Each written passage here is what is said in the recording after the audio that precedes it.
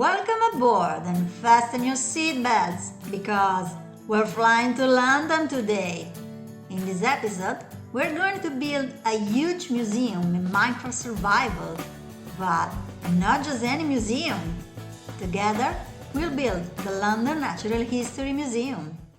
Let me tell you the story of my previous Minecraft world, where I found 3 spawners very close to each other, and so of course I decided to build an XP farm? Nah, a block museum all around them. For the design, I got inspiration from the Hintze Hall, the big entrance of the Natural History Museum in London. I abandoned that old world more than 1 year ago and I never finished the museum as you can see. But from time to time, I opened it just to walk again in my Hintze Hall. That museum was built underground to include the spawners that you can move around in survival. I pasted it into a creative world using Litematica and I realized that there was still a lot of work to do. The interiors were almost done, but the exterior. This is what it was on the outside. Being in a cave, my old museum didn't have a facade or even a roof, just this illusion of sky created with leaves and cheap jack-o'-lanterns that I'm removing right now.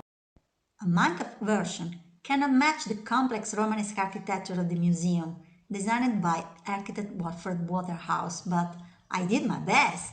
Let me show you. The scaffoldings mark the space that I need. Let's do some terraforming. My design has different shades of stripped wood to create a gradient. I will need all the logs from the trees that I have to remove from this area and many, many more. It's a big project made with thousands of different blocks. Mud from a farm to craft packed mud. Smooth sandstone, stolen from a desert village. Lots and lots of regular sandstone. Glass and quartz are easy from a trading hall. A quick trip to the mesa for some terracotta, mostly the white one, a bunch of different froglets from the Nether Roof farm. I admit it, I love to watch these cute killers. Now, the dice, to cover everything. The cactus farm. Ouch, so noisy. The blue flower farm. And the squid farm. Oh really? I guess we'll do it the old-fashioned way. That should be everything I need.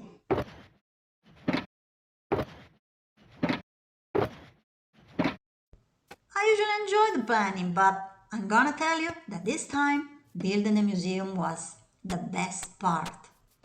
I know, you might think that using Litematica is cheating, but I already built the structure block by block, so my conscience is totally clear. Oh, a first visitor! Sorry, sir, the museum isn't open to public yet. The concrete powder is a good compromise for the real floor, with quartz and glazed terracotta. And, of course, I will cover the dirt and jack-o'-lanterns with carpets. Oh, no, don't blow up my shulker boxes. Carefully. Don't you dare. Don't you dare! Let's check this out. Ah, I really like this floor. It's exactly how I wanted it. And even better. Why do I complain if it rains? I did choose to work at the London Museum after all. Wow, the ground floor is complete. Look at that. Hope the skeleton whale is the symbol of the Natural Museum. It won't be perfect, but it has to be here, made of bone blocks and smooth quartz. Beyond the grand staircase, there's a small cafe where to chill out. I don't have any pictures of this room, but you can trust me. The color palette is the same. And the galleries of the first floor are almost done. Look at all those decorated ceilings. Yes, Architect Waterhouse, I got it. A lion and an eagle. He believes in me, and I can do this.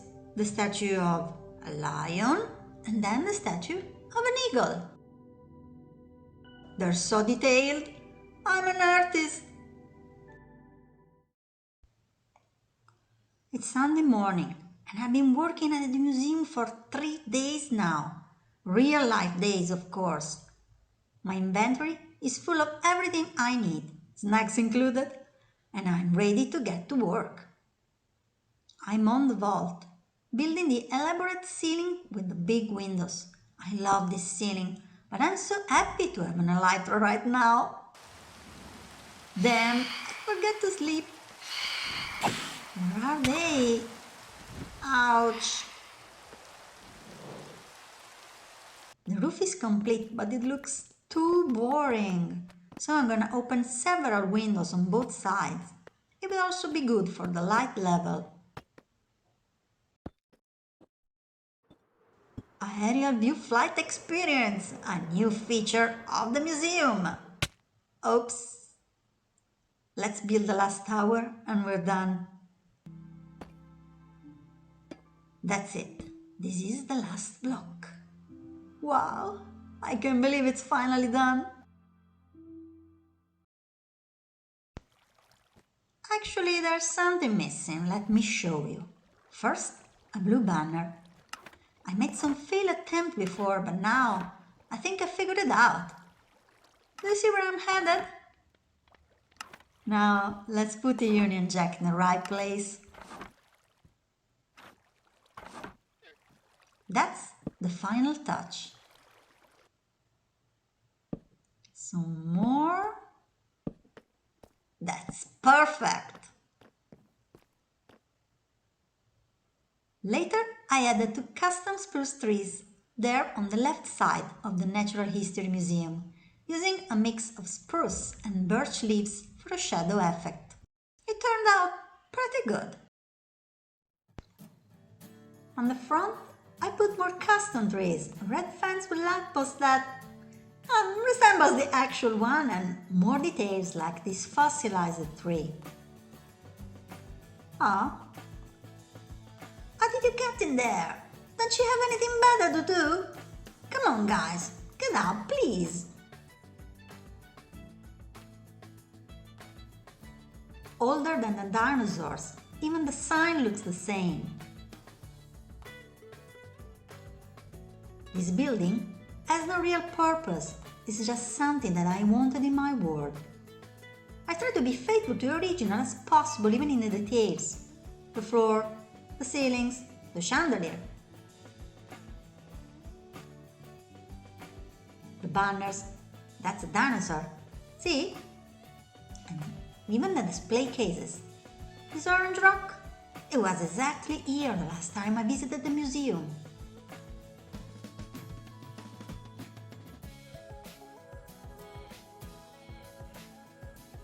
Building up the whale was a big challenge, and it's not perfect, but come on. I didn't want to think. My museum has no hope. The staircase will bring you to the upper floor, and the galleries have stained glass windows. Well, sort of. And then, at the very top, there's the big tree trunk you may see at the Real Natural History Museum, which you should definitely visit if you haven't already. It's huge, awesome, and very inspiring.